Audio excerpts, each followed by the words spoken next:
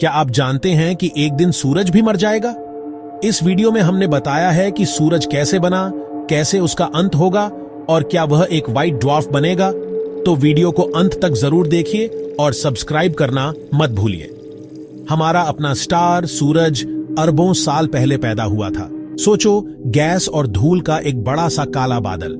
यह है एक मॉलिक्यूलर क्लाउड, एक तारों की नर्सरी जहां नए नए स्टार पैदा होते हैं। ये बादल ठंडे और घने होते हैं, हाइड्रोजन, हीलियम और थोड़े बहुत दूसरे एलिमेंट्स से भरे हुए। यकीन करना मुश्किल है कि स्टार जैसी बड़ी चीज ऐसे जगह से निकल सकती है, लेकिन इन बादलों के अंदर ग्रेविटी अपना कमाल दिखाती है। प्रोटोस्टार के कोर के अंदर टेम्परेचर और प्रेशर बहुत ज्यादा हो जाते हैं। यहीं पर न्यूक्लियर फ्यूजन का कमाल शुरू होता है। हाइड्रोजन एटम्स, जो यूनिवर्स में सबसे सिंपल और सबसे ज्यादा पाया जाने वाला एलिमेंट है, बहुत ज्यादा प्रेशर में एक साथ जबरदस्ती जुड़ जाते हैं। ये फ्यूज करते हैं, हीलियम बनाते हैं और बहुत ज्यादा एनर्जी छोड़ते हैं। ये एनर्जी लाइट और हीट के रूप में वही है जिससे स्टार चमकते हैं। जिस मोमेंट न्यूक्लियर फ्यूजन कोर में शुरू होता है, प्रोटोस्टार असली में एक स्टार बन जाता है। हमारा सूरज इस स्टेज में, जिसे मेन सीक्वेंस कहते हैं, लगभग 4.6 अरब साल पहले आया था। तब से यह लगातार चमक रहा है। इसके कोर में न्यूक्लियर फ्यूजन से फ्यूल होता है। सूरज प्लाज्मा का एक विशाल गोला है, मैटर का एक बहुत ज्यादा गर्म रूप। यह लेयर्स में बना है, हर एक की अपनी खासियत है। बिल्कुल बीच में कोर होता है जहां न्यूक्लियर फ्यूजन होता है।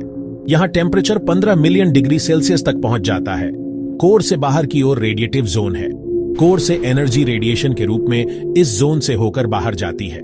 एनर्जी को कोर से अगले लेयर कन्वेक्टिव जोन तक जाने में लाखों साल लगते हैं। इस जोन में एनर्जी कन्वेक्शन के जरिए जाती है, जैसे उबलता पानी घूमता है। आखिर में हम सूरज के एटमॉस्फेयर तक पहुंचते हैं, जिसमें कई लेयर्स होते हैं। सबसे नीचे वाला लेयर, फोटोस्फेयर, वही है जिसे हम सूरज की सतह के रूप में देखते हैं। इसी लेयर से सूरज की रोशनी अंतरिक्ष में जाती है। सभी स्टार्स की तरह सूरज की भी एक लिमिटेड लाइफ स्पैन है। यह एक विशाल गैस का गोला है जो अरबों सालों से जल रहा है।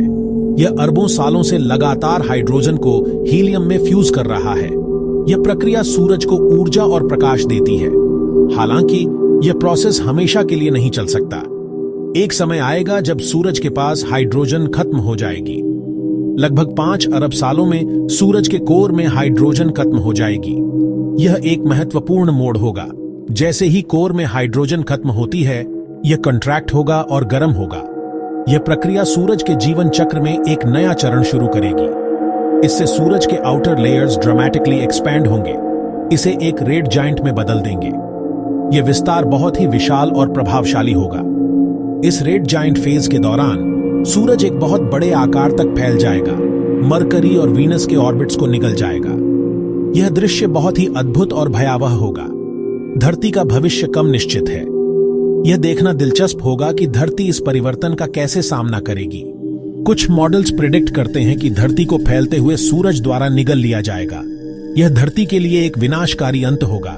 दूसरे सजेस्ट करते हैं कि धरती को एक वाइडर ऑर्बिट में धकेला जा सकता है, लेकिन यह एक झुलसी हुई और बेजान दुनिया होगी। किसी भी स्थिति में धरती का भविष्य अनिश्चित और चुनौतीपूर्ण है। जैसे ही सूरज एक रेड जायंट में एक्सपैंड होता है, इसका कोर कॉन्ट्रैक्ट और गर्म होता रहेगा। यह एक विशाल और चमकदार तारा बन जाएगा जो अपने आसपास के ग्रहों को निगल सकता है। आखिरकार टेम्परेचर और प्रेशर हीलियम फ्यूजन को इग्नाइट करने के लिए काफी ज्यादा होंगे। यह प्रक्रिया सूरज के जीवन में एक नया अध्याय खोलेगी। हीलियम कार्बन और ऑक्सीजन में फ्यूज होगा, एनर्जी का एक नया बर्स्ट रिलीज करेगा। यह एनर्जी सूरज को और भी ज्यादा चमकदार बना देगी। हालांकि हाइड्रोजन बर्निंग फेज की तुलना में यह helium burning phase short lived है। यह केवल कुछ लाख सालों तक ही चलेगा। एक बार कोर में हीलियम खत्म हो जाने के बाद सूरज अपने आउटर लेयर्स को अंतरिक्ष में छोड़ देगा। यह प्रक्रिया धीरे धीरे होगी और सूरज का आकार घटता जाएगा। इससे गैस और धूल का एक सुंदर चमकता हुआ बादल बनेगा, जिसे प्लैनेटरी नेबुला कहते हैं। यह बादल अंतरिक्ष में कई हजार सालों तक चमकता रहेगा। इस नेबुला के सेंटर में सूरज का एक्सपोज्ड कोर रहेगा, एक घना गर्म ऑब्जेक्ट जिसे व्हाइट ड्वार्फ कहते हैं। यह व्हाइट ड्वार्फ सूरज के जीवन का अंतिम चरण होगा। एक व्हाइट ड्वार्फ बहुत ज्यादा घना होता है। यह इतना घना होता है कि एक चम्मच व्हाइट ड्वार्फ का वजन धरती पर कई टन हो सकता है। यह सूरज के मास को लगभग धरती के आकार के वॉल्यूम में पैक करता है। यह एक अद्भुत और रहस्यमय ऑब्जेक्ट है। खरबों सालों में व्हाइट ड्वार्फ धीरे धीरे ठंडा होगा और फेड हो जाएगा।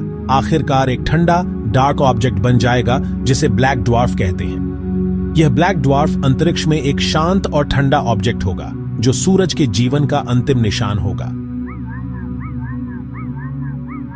सूरज हमारा सबसे नजदीकी स्टार है और स्टेलर एवोल्यूशन को स्टडी करने के लिए एक नेचुरल लैबोरेटरी है। सूरज को ऑब्जर्व करके हम स्टार्स के लाइफ साइकिल के बारे में सीखते हैं, उनके जन्म से लेकर मोलेक्युलर बादलों में उनके आखिरी खात्मे तक। सूरज के पास्ट, प्रेजेंट और फ्यूचर को समझने से हमें यूनिवर्स के रहस्यों और उसमें हमारी जगह को जानने में मदद मिलती है। सूरज की एनर्जी धरती पर जीवन को बनाए रखती है। इसकी ग्रेविटी हमारे सोलर सिस्टम को एक साथ रखती है। यह आश्चर्य और प्रेरणा का सोर्स है जो हमें कॉस्मोस की विशालता और सुंदरता की याद दिलाता है। जैसे जैसे हम यूनिवर्स को एक्सप्लोर करते रहेंगे, सूरज हमेशा हमारा गाइड रहेगा, एक सेलेस्टियल बीकन जो खोज का रास्ता रोशन करता है।